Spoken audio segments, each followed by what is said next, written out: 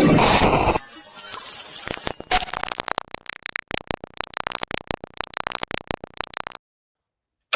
everyone. Welcome to our market update. It is the new year. We are halfway through January. I know it's moving by really fast.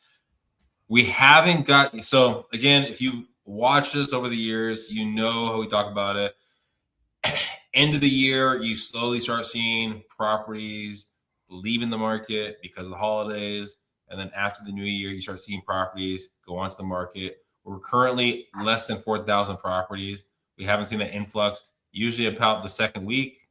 So probably about next week, we'll start seeing more of an influx of more opportunities, more options coming to the market. You got to think, right? Well, maybe not last week. Wild year. It's been last year, 2025. I read in the Wall Street Journal, like this morning, it was a front page article. Last year was the worst the housing market's been, it said, in 3 decades. Which I don't know. And the funny thing about that, you're saying it's the worst it's been in 3 decades. It said sales volume. Sales volume was the lowest in 3 decades. And you got to think, right, that let me just pull this up fast. You have to think that, right, if we had the lowest sales volume in the last 3 decades, we should have saw a drastic drop to pricing, which we saw the usual drop, right? We saw the usual drop last year. We saw it started picking back up, and we're going to probably see it this year jump back up, right? So that the holidays, probably the next couple of weeks, good avenue to get properties. We saw more of that uptick during the condo market, but yeah, lower sales, but it doesn't mean that the market crashed, right? And that's kind of where the confusion happens.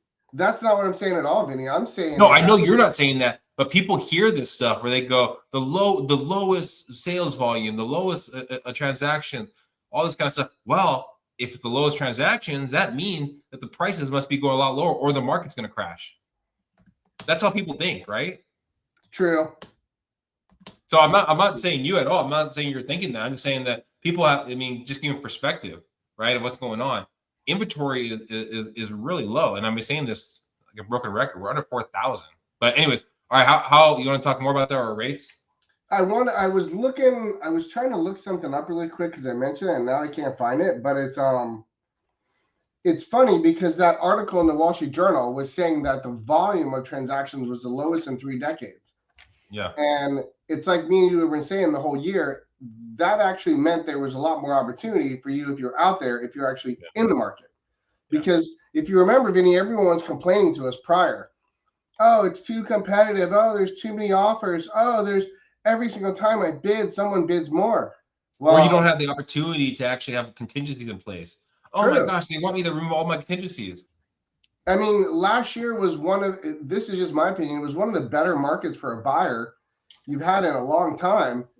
And this year, I'm about to say something that no one's going to like, but unfortunately, rates have already come down massively because of the current administration buying 200 billion, that's billion with a B, billion, $200 billion of mortgage-backed securities. If you look at interest rates, pull that thing up really quick, Vinny, and let's just look at this really quick. And these aren't even really good. Like, yeah, I mean, you're talking about from last year, February 1st, last year to now. It's amazing. So just the bond buying is what pushed the whole market down, which is what everybody needed. It really doesn't even matter what the Fed's going to do. It matters what the buying $200 billion of mortgage-backed securities. And if you look at interest rates, they have plummeted in the last month. Like, look at your average 30-year fixed on this Mortgage News Daily, if you look at it. And this is a very credible, it's a good side. This is for probably your better lenders have this. But your really good lenders are actually way better than this. And if you just look at this chart, it's like your average 30-year fixed, 6%. When's the last time you heard that? Yeah. You know, FHA. This says 5.7 on this Mortgage News Daily. Dude, the 2 loans I locked the other day were at 5.375. Like, and the VA was at 5.25. And the VA in Mortgage News Daily says 5.72. So it's like the rates have come down. Yeah, is there an APR percentage of probably 0.125 for locking all those rates? Yeah, but that's nothing. Like, this is the market is shifting right now, and what we're going to see, which I don't predict will happen until March, I think you're going to see people finally being like, okay, I can actually do something now. Like, I can actually get in the market. And for those people that don't have 20% down payments, you're actually even winning more, because if you go in and buy right now with a 10% down payment or a 5% on an FHA loan, you're going to probably get 5.25% APR, 5.375. You're going to get an amazing deal. And then you've got to remember, and you still have the ability to ask for credits. I mean, this is during the holidays. We had a property, had roughly about 9 offers on the property, and I'll say out of the 9 offers, I want to say about 6 of the offers were asking for a credit, which was I mean, respectfully, you're saying some of the majority of them were asking for some sort of credit right there. I mean, you have the ability to ask for credits right now, which makes life a lot easier. You know, it's like everyone says that last year's market was bad, similar to my haircut right now, which I would agree is pretty bad. But you're going to see more people come into play this year than you've seen in a long time. And things are actually going to start making more sense. And the other thing, I just want to mention this for a lot of people out there, the Cal HFA type loans are coming back full swing, and they are coming in where the person brings in maybe like $3-4 grand to close on the house, and you get a seller's credit, and then you got the down payment paid for you, and all of a sudden, let's just say as an estimate, you're paying $1,000 more than rent. That's a smoking deal. Like, you people out there want to Google something, Google Cal HFA loans, and you will see that there's an amazing amount of opportunity for those loans in the market right now. And I've done more of those loans in the last 2 months than I've probably done in the last 4 years. Well, and something to think about too, right? You're talking. You also talk about basically the San Diego Housing Commission, right? Programs like that are assisting you for down payment. I mean, there's so many options out there if you're willing to jump into them. And then I want to just get back an idea about the markets correcting, crashing, blah, blah, that kind of thing.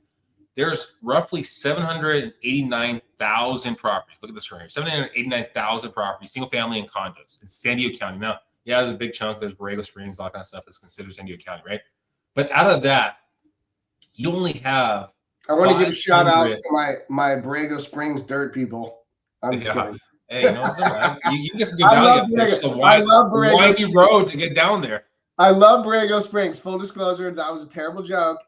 2 of the agents here are good friends of mine. It's a great place to visit, but it is very unique. It's not for everybody. And it's very hot in the summer. Be careful. I just had to throw that out. That was their comment. So, they told me. Out of that 789,000 properties, we only have 500 that are in pre-foreclosure. It doesn't mean they're active pre-foreclosure too. It just means they're in pre-foreclosure. 500, right? And we only have 200 in auction, right? So you're saying, oh my gosh, even all those properties, that's still, I mean, nothing. Would it make a massive effect on everything that's going on? Now it'd be some opportunity for sure. But can you just clarify something really quick? Because I think me and you were laughing about this earlier. If you see a property come on Zillow or Redfin and it's listed in San Diego for $10,000, is that correct? Are they really selling that house for $10,000? No. So what? So you got to think, right? And I don't know questions about that. Yeah. So you have to think, right, that the platforms like Zillow, Truly, Redfin, all these kind of platforms, they're trying to get you to raise your hand, right? So if they have a property that maybe looks like 10,000, 15,000, whatever it is, right? You're going to go, oh my gosh, I want to buy that property. But more than likely, it's a property that's in foreclosure. And that's going to probably be more than likely the starting bid. Sometimes it's the price that they bought the property for back in the day, right? But more than likely, it's not $10,000. Now, let's say it's $200,000. Well, let's say it's $200,000, right? $200,000, where it probably should be like $400,000. It could be basically one of the affordable houses for San Diego Housing Commission. We have to qualify. I mean, but $10,000 seems like a crazy long shot for it to be actual house that you're actually going to own, unless there's something wild with it. More than likely, it's going to be a catcher property. A gotcha. And I don't mean the gotcha like I gotcha with your meth lab in this property. That ain't the gotcha. No, that's not the gotcha. But anyway, if you guys, we try to keep it under 10 minutes. If you have any questions, please feel free to comment below. You can call myself or David. Here's our numbers fast. I'll just let it play for a quick second before we head out. But the Dream Program, if you're looking to apply, now it's open again. You can apply. You'll find out around May, I think April, May or so. If you win it, there's NACA, there's San Diego Housing Commission. There's a lot of these programs for buyers out there. And for sellers, I still think that you're going to be getting, I mean, peak market. I mean, closer to the summertime as rates, I mean, are getting a little better. You can still get multiple offers now, but buyers, jump in the market now. Sellers, you might have a little bit of time before you have to get really active. That's just my food for thought. Any last words? Look for a big housing market this year. I think this is going to be a large volume of transaction this year, lower rates this year, and a lot of people are probably going to be like, I got to do something. Like, I'm tired of this place. I got to do something. Peace. Bye, guys. Bye.